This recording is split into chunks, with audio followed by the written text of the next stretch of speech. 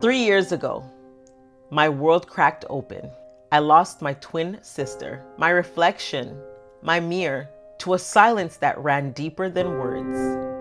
Did you and your sister ever talk about the things that were haunting her?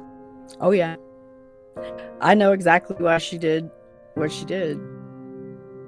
And I was the last one to see her when I left her house. The next day, I believe, is when she did it because she wasn't answering my phone.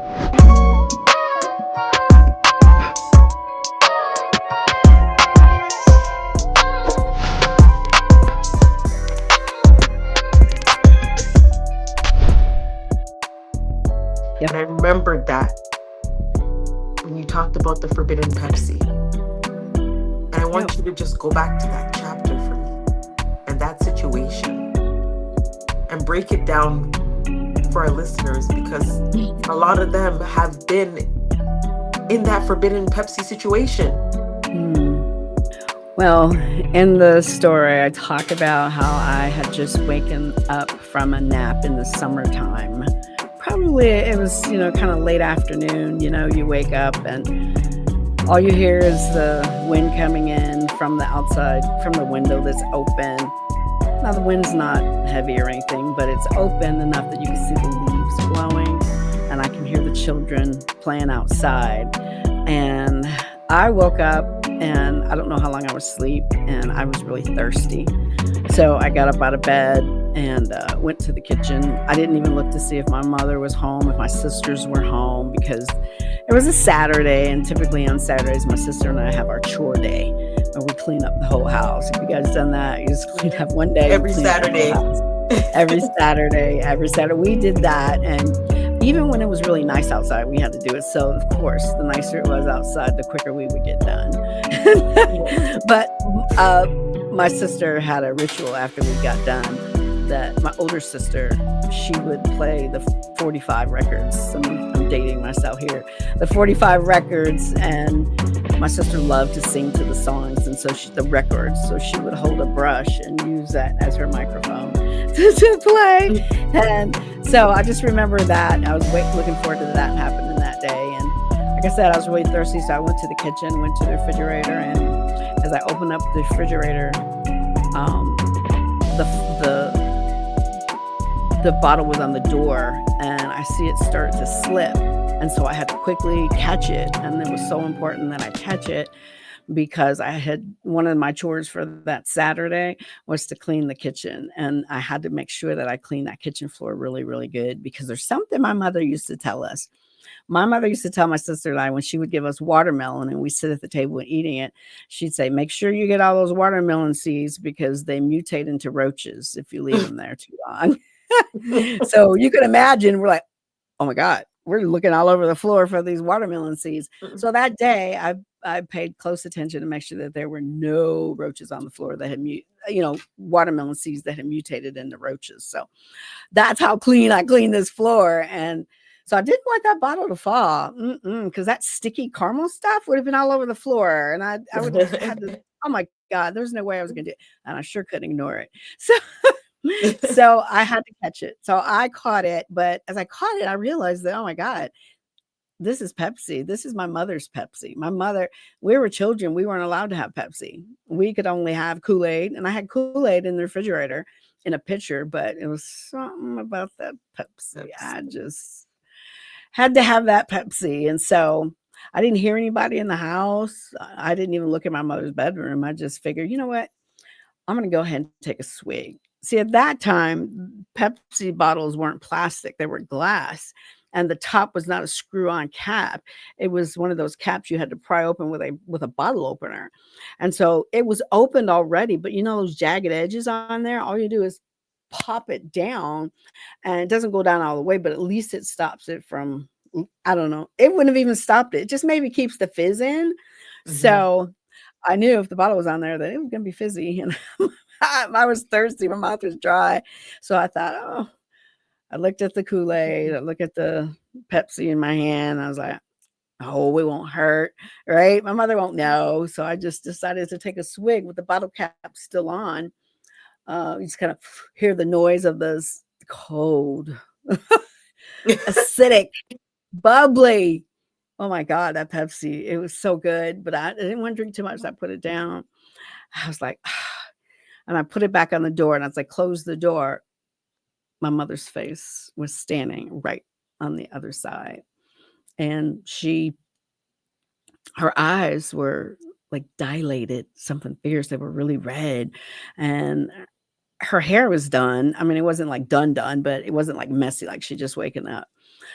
So she heard me. And all I know is that she didn't even say anything other than, "You sneaky bitch."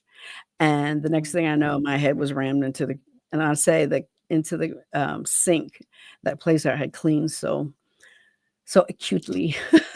So I Yeah. just, slid into the wall. She slid me into my head, hit the counter, and then next thing I know, she just kept beating me and kept beating me. And I said, when she was finally done, I just thought about it and I thought, you know what?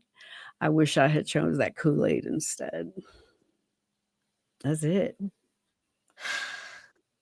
It's one of those core memories that you just can't wipe out of your head. Nope. Mm-mm. And you have many of those. And I can imagine our listeners listening and now thinking back to a memory that just you just can't get out of your brain. And I'm listening Yeah, to you talk, and as I'm listening to you talk, I can imagine it because there's so many things as a child that you were like, you said, you sneaky little bitch. And I remember my mom said something to me, and I always told myself, I don't know where I got the strength from with me when I was a child. I don't know how I survived, but let me tell you something. There's a song that's similar to this where my mom used to say to me, I'm not going to amount to nothing. I'm going to be a whore, a prostitute. And I said, I am not that. I am going to be a lawyer. I'm going to make a lot of money. I'm going to be successful, and I'm not going to be nothing like her. And I carried that with me. And I maintained who I knew I was absolutely. and worked hard to disregard everything she said I was going to become. And as I'm listening to you repeat that word that she said to you, I'm thinking about it because you know what? This drama triangle, it's coming back to me because although I told myself I wasn't that and that I was going to be successful and you're going to see me one day and wish you never treated me like that, imposter syndrome was there. It was still like I still had those words attached to me. Mm-hmm. And although I was successful and I was doing all those great things, something was stuck at the back of my mind. You're not good enough. Mm-hmm. Mm-hmm. No, those are neural patterns in our brains Yeah. that can be reversed. They can be. It's just so amazing because my podcast has an episode tomorrow with a doctor. I don't know if you ever heard of Rob Kelly. Dr. Rob Kelly is out of Manchester, UK, but he Mhm. lives in Texas now. And he has a company where they have 100% success rate on uh, chemical dependency, addictions, Mhm. on addictions. And he's a multi-million-dollar company. And he was on my podcast and he's talking about all the things that happen that we think about and we do over and over again and we can't help but go back to it, and he talks about it. But that's exactly what the neural brain waves, there's things that have to be changed and switched, but you have to go someplace for that. But you still he helps people and inspires people and helps them some things, suggests things for him because he's a concierge doctor.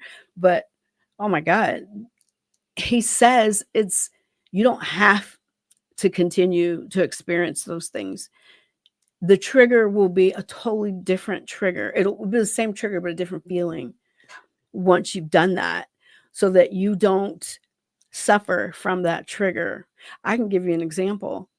There were years, and I'll say until this year, that I had to get a card from my mother for Mother's Day. she made us get her cards. And I got her every time after I left home. I mean, we detached, not speaking to each other for years, about 3 times in a row. Mhm. But when I was in connection with her, I had to buy her a Mother's Day card, birthday card, whatever greeting card I had to buy. Well, I'll stick to Mother's Day. I would be in the store for an hour trying to find the right card to say because nothing was true. That was not the Mhm. mother that raised me. Oh, there Right. was no way I was going to let her think that's what she was to me, you know? Mhm. And there Right. was never a card. I even, please, somebody don't steal this idea because I'm going to do it one day. I'm telling you, for years, I wanted to have a card business where I wrote the cards out, greeting cards for dysfunctional families, things that you could say. I even have about six cards right now I've already done that help you to say what needs to be said in a greeting card to someone that abused you, um, Mhm. and you don't look for any type of apology and you don't want to persecute that person. Drama triangle. Trauma But triangle. I ended up being the victim for an hour in that card store because I could not find one and I was depressed. I was crying. My husband was like, "What is the matter with you?" I'm like, he goes, "What?" Every time he come back, "What is the matter with you?" So I would be so frustrated. And here's how the drama triangle always already also works. You can be so into your trauma, so into the trigger that you end up putting it on somebody else. Not putting it off on someone else, putting it on someone else because you still own it. But somebody else has to experience the result of what you're feeling that's innocent and it's not right to them. And so Right. we got to make sure that we identify where we are in the drama triangle, how we got there, and how we're going to get out of it. What do we need to do to get out of it? Because there's a difference between what do we need to do and how. How is so broad range and it's unreachable, Mhm. untouchable. Mhm. Mhm. But when we figure out that's action, that's work. That That works for tells your mind you. that I got to do something. Yeah, I got to do Mhm. something. I can't, I just had a argument with I'm not going to say argument. I just had a conversation with my husband that he brought up because something he was concerned about. I had been concerned for a long time. And we'd had the conversation before, but to bring it up at this time was not a good idea. Yeah. And guess what? Right then I said, oh, I went through this range of emotions. I was driving. I went through this range of emotions and I just saw do, do, do, do, do, That do, do, triangle, that man. triangle. No, it was upside down. It's like a do, do, Do, do, do, do, do, do. do, Yeah. do, do. So but I reckon it was like a radar going on in my head as Mhm. I'm driving, I'm watching these positions. So I didn't say anything because if I said anything, it would have came out of probably out of the persecutor or the victim. Yeah. Um, but I decided not to say anything. So I said, you know what, I'm gonna need some time to process this. And he said, okay. But I mean, I processed all the way home. I processed when I went to sleep. I processed, but so you know what I did? I went in my prayer closet and I start praying and I took out my journal and I start writing. I said, okay, let me break this down. Why did I go into the persecutor role? I did that for each one of the positions. Why did I do that? Mhm. I had to come to the awareness of what had placed me there in the first place. And what I come to realize is what placed me there was my triggers, triggers from my past Mhm. that I felt I needed to react a certain way. But if you reacting is always indicates either drama or a lack of boundaries. Either one. So, you just gotta do what you gotta do. You gotta do what you gotta do. And you did that by writing this chapter. And what was it like for you to go back to that chapter, to go back to that moment and write it? And how did it shape the emotional frequency in your book? Wow. Can I tell you that I wrote that? it was kind of like a poem. I wrote it probably 20 years ago. 20 years ago. And so I've had it written and I knew I was going to add it to some book, but it ended up being this one because it's a journal entry. And there's so many stories that we could write, so many books we could write Mhm. just if we took the time to read through our journal entries. As a matter of fact, for my first book about my sister's suicide, I had her journals and I had her recorded therapy sessions with her psychiatrist, her therapist. So I couldn't really hear her voice as much as I heard her psychologist because she had the mic next to him, so she could go back and replay what he had said. But I have her voice, and that's where I pulled the majority of my content for my book that I wrote about her was from her journals. That is absolutely beautiful. Yeah. And so many people are carrying pain from small moments that happen in their life, but left massive scars. Hmm. Massive scars that sometimes they cover up with anything they can cover up, with a smile, with makeup, with a new hairstyle, with a car, with materialistic things. Why would you say it's important for people to tell their stories? And we know, we hear people say, tell your stories. It's important for you to share it with the world and release it. But why do you think it's vital for them to share their stories and release themselves from feeling drenched in shame? Hmm.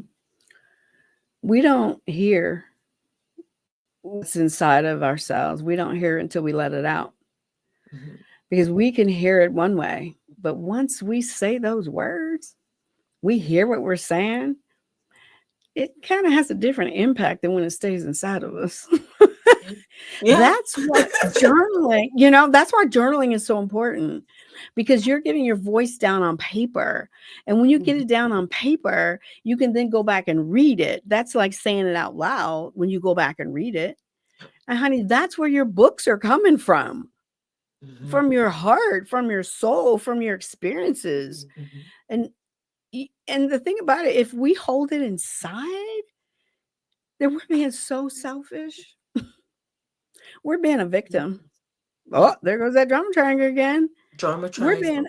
yeah, we're being a victim because there's a reason we went through what we went through. And who is it of us for us to share that and keep it to ourselves? Because you better believe it, somebody else is going through it. And Right. somebody is waiting for you to help them through it. And if you're selfish, they're never going to get it. And I don't want to say you're going to be responsible, but there will be a sense of guilt there. There will be a sense of guilt there. And it's Yeah, like, you know what? I said it this morning. We have a responsibility and a sense of duty to help each other. we do. And you carry We're that burden knowing that you could have given that information to somebody who's going through the exact same thing, oh my god. and you're their outlet, you're their resource. It's like you're their well. You're there. You saved them from whatever it is that was going to get them. You saved them. And it's You're selfish given the fact that you know what you went through and probably you went through it alone.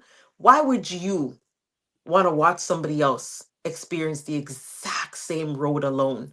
yeah, and that's a good perspective. But at that point, they're like, I wouldn't, but I'm scared. Yeah. I don't want that to happen. That's why I'm going to have that guilt. Yeah. But I'm scared, Yeah. and you don't have to be scared because you have power within you. You just got to call upon it through Jesus. You Mhm. got to call it.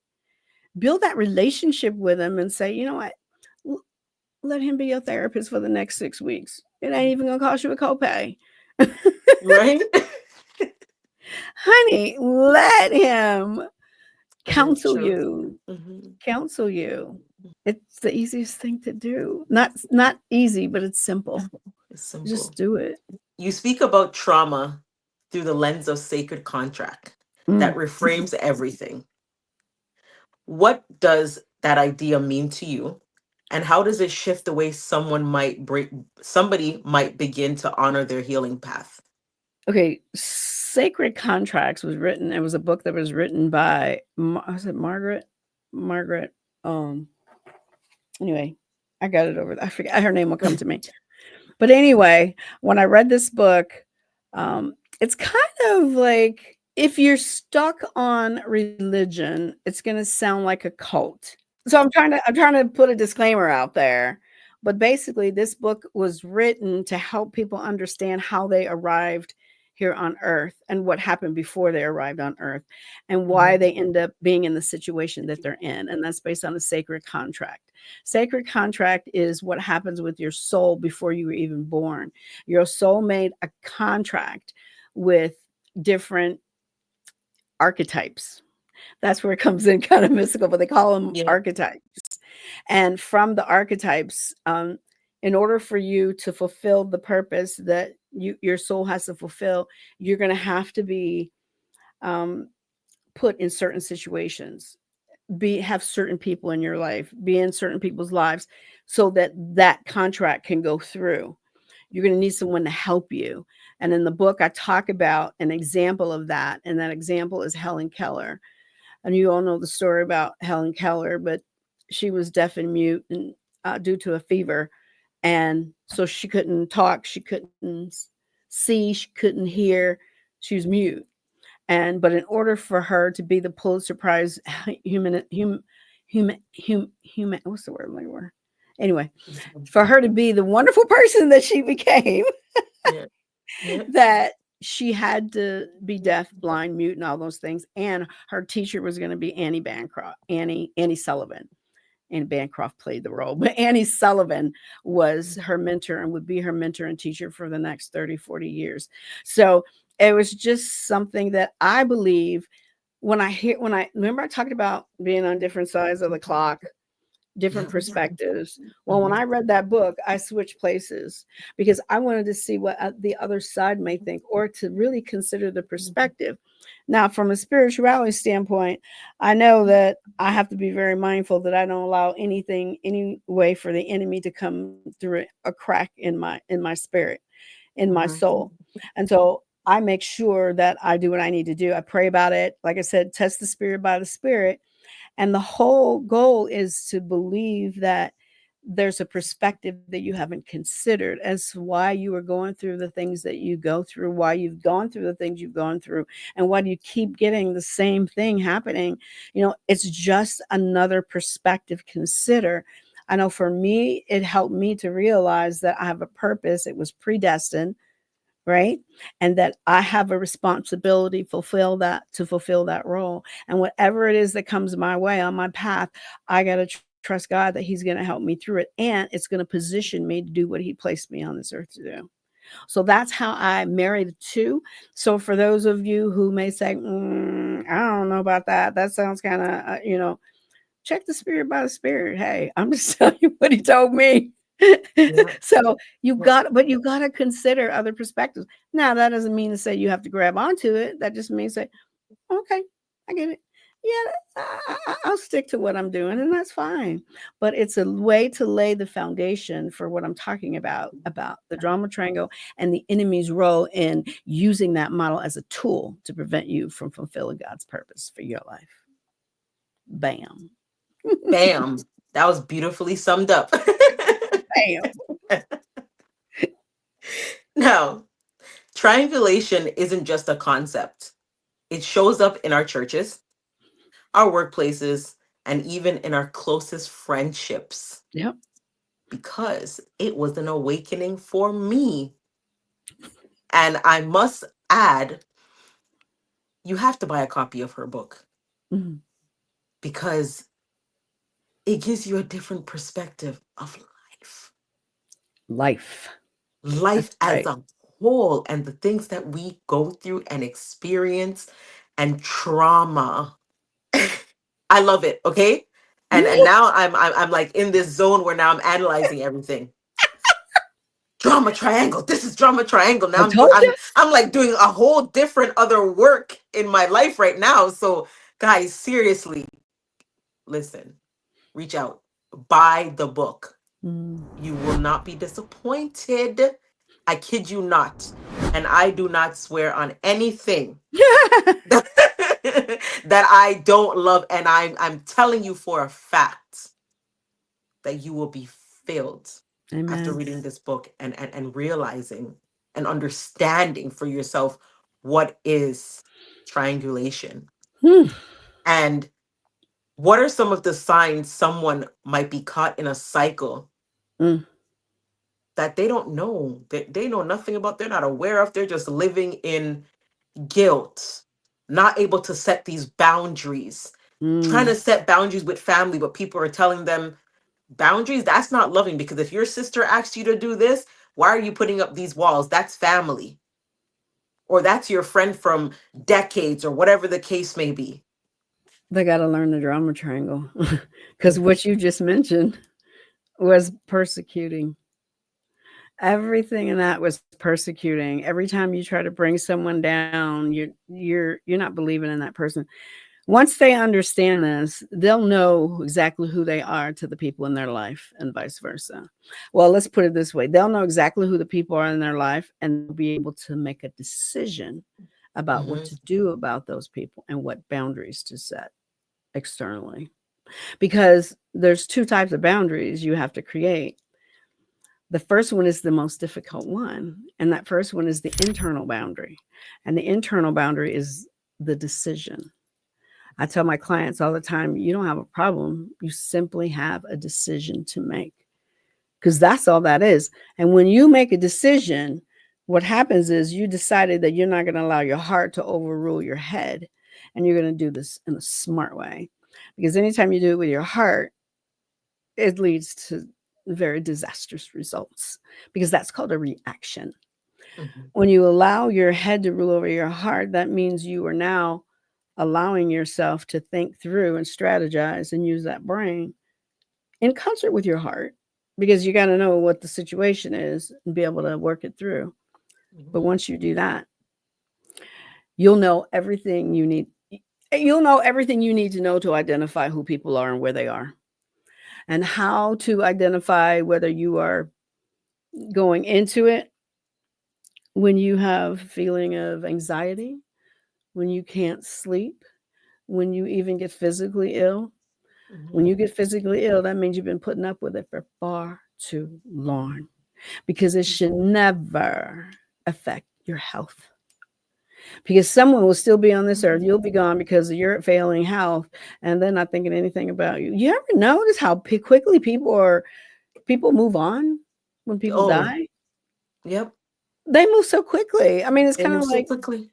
yeah, they say that, okay, at work, you're just a number. So they just got to fill somebody in that spot, and that's it. That's it. That's it. That's it. So we give ourselves more credit for being important than we really are. Yeah, we do. We do. We really do. Yeah. But we got to keep going. We got to keep going, guys. We have to keep going. You're absolutely right. And then you talk about reclaiming authentic power, Mm, not the kind that performs, but the kind that liberates. yes. What does that look like in everyday life for someone stepping outside of generational dysfunction? Well, I'll tell you, it looks like exactly what I'm going through. And it, let's just put it this way: empowered does not mean unchallenged. Every empowered piece you own is going to be challenged Mhm. because someone always wants to bring you down. And you know who's at the helm of that? That's the enemy. That's The the enemy enemy. uses people to manipulate you to think that they're the problem when really they're not. It's a wake up call for you to know that, hark, if the enemy is trying to stop me in this way, what is he trying to stop me from doing? And whatever that is, he gonna have to get out of my way. I'm the type of person, if I know somebody don't like me, I'm gonna give them a reason. I'm gonna give them a reason. So it, Wait. you know, you Yes. know. So if I find out that someone doesn't like me, I'm going to give them a reason. And that Mhm. morning, when Satan came to me in my dream, I realized just how much he hates me. And Yeah. I said, oh, okay. Well, I'm going to give you a reason now. Praise be to Mhm. God. It's on. It's on. It's on. So yeah. So you just gotta know that, and you gotta be aware of things so that you're not allowing yourself to get stuck in this. Even if, like I said, read it because you're gonna find out, like you see in the Jen about circles, you're gonna find out once you go back into that circle, it's not gonna change. It's Yeah. not gonna change, but you're gonna identify it what it is, and then Mhm. you decide to change because that ain't changing. But you don't know if you don't know, and if you don't go and look and compare and Yeah. see where you are. So that's great for the ones for generational, the gens for the past, because you can't fix everything. Mhm. You gotta make it work for you. You gotta feel good about whatever you do. And if you don't feel good, then you got a decision to make. You just do. Life is too short and provides too much misery in our lives to allow it to control us or to take away the joy. So what do? We make more. We make more joy and we limit the amount of sorrow that we have to experience. It's a decision. It's an internal boundary. And then the external boundary is the action that you put behind it. It's the steps, it's the words, the conversations, the moves. That's the external one. And you stick to that. And the reason I did say earlier that it's more difficult to do the internal boundaries than the external boundary, Yeah. because once you finally make that decision, execution is simple. It's a piece of cake because it doesn't matter what anybody says or does in response to that boundary because you already decided in that internal boundary, this is a decision. I'm not going back. But it's when you don't do that internal boundary and you only do the external boundary, it's usually emotional. It's usually reactive. It's knee jerk, and Mhm. most chances are you'll probably end up putting your foot in your mouth, Yeah. or there'll be And backlash, or you'll find yourself positioned smack dab in the middle of triangulation or the triangle. and for women who are still stuck in that dysfunction, walking on eggshells, creeping through it, what would you encourage them to do? Yeah, the first thing I would have them do would be to pray, and what you're praying for, because people say, "Oh yeah, I've been praying for forever. I'm just not getting out of the situation." Mhm. Well, how about praying if God to lead you to someone that can help you?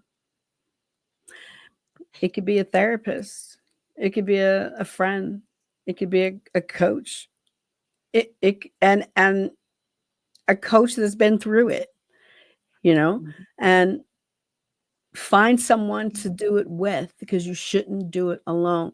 Because guess what? Alone, you don't switch perspectives. You Right, stay in the right. same one. And Mhm. you're only hearing the same thing you've been hearing the whole time.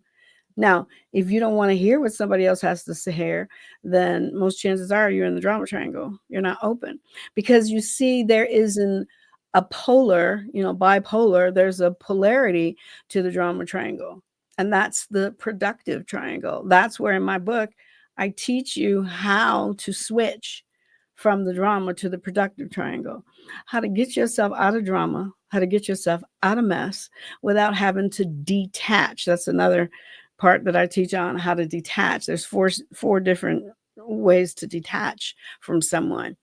And it's not always to never speak to them again. There's other ways to do it.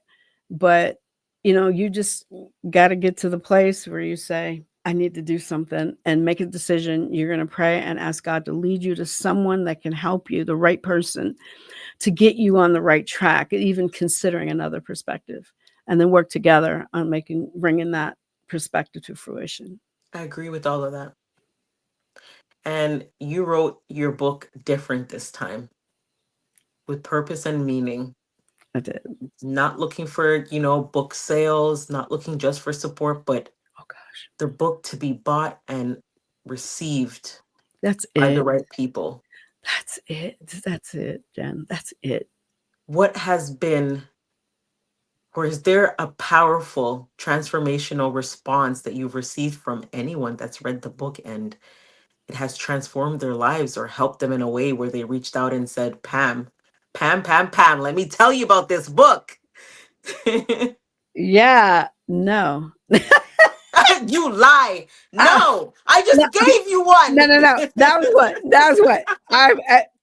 can you put that in writing? Listen, I'm going to.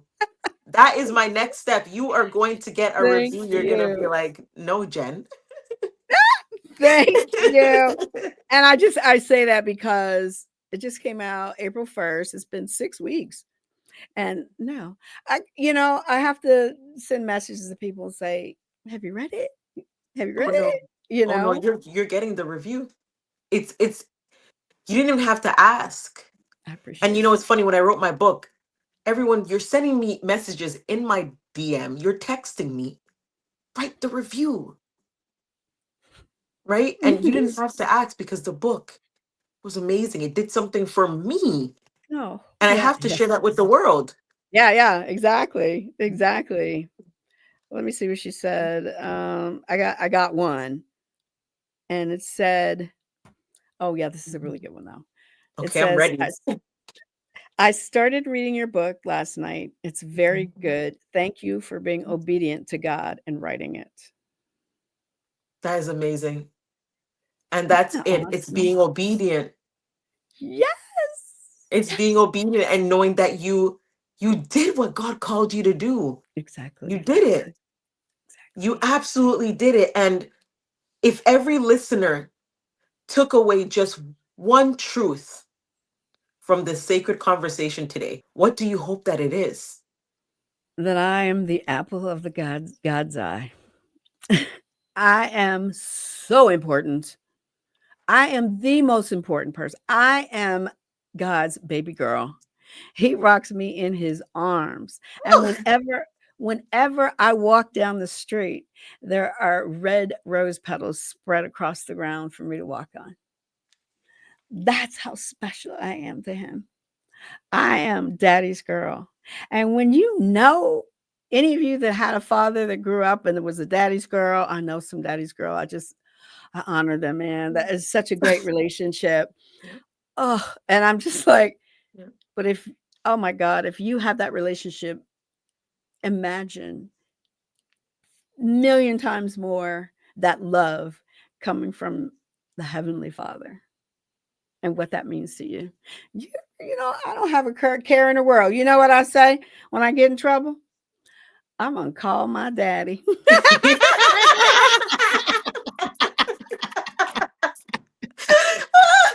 My daddy My gonna come daddy's for going to you. get you. God, my daddy going to get you. You just wait. And we run home and tell it. Get in that prayer Yeah, closet, start telling. yeah. God's there to listen. God's there to listen. And you know what? That was my takeaway. Mm, really? Yeah, I feel more warm. I always knew that God is there. He is the ultimate daddy-o. There's a song called Jesus Ya Me Daddy-o, and I can't sing, so don't even make me go there, I got okay? you. I got you. You got me. I got you. Okay, go ahead. But I'm gonna share it with you because it's, oh my gosh, that song's gonna have you like, you're gonna be bumping in your car. But just a reminder that God is your daddy. He's your daddy-o. Like, he's there. And I felt that in our conversation, that no matter what, he is always with us. And he's always teaching us something new through people, through our life, through our Yeah. experiences. Yeah. And it's a beautiful, beautiful blessing when you know and you felt and you've experienced God's love. It's like, I can't explain it, but it's just a beautiful feeling. It feels So good. It feels yeah, good. it feels it feels so good. So you accomplished exactly what you wanted people to feel. Oh, thank you. Hmm. And I want to thank you again, Pamela, Pam. Thank you not just for your wisdom, but for Hmm. your willingness to go there. This wasn't just a podcast, it was a lifeline for someone Hmm. listening. It was power poured into somebody. It was an awakening for somebody to realize that they could set themselves free from drama triangulation, that drama triangle. And it's okay. It's nothing to be ashamed of. Absolutely nothing. So I want to thank you for continuing to do the work that God called you to do, doing it with love and grace Mm-hmm. and that beautiful spirit that He gave you that lights up a room and sets fire in people when they see you smile and you start speaking. It's like Mm, your presence is beautiful. thank you. Oh, And what you went through wasn't for no reason, it was for this day that you are going to be a light in amen. people's lives. Amen. And I thank you for your soul and your wisdom and your words Thank you. because they pierce through me. And I know that they pierce through our listeners today. And for anybody listening that wants to reach out to you, they need to buy your book, Coaching. Yeah. How can they reach out to you? They can reach me. I'll give you an email address. I could give you my social media handles. I'm on, Instagram and TikTok, YouTube, Facebook, all Yeah. of those. And but you can find me at Let's Talk Boundaries at either one of those platforms. My name Pamela Bird or Let's Talk Boundaries. But they can also email me at TheeBoundaries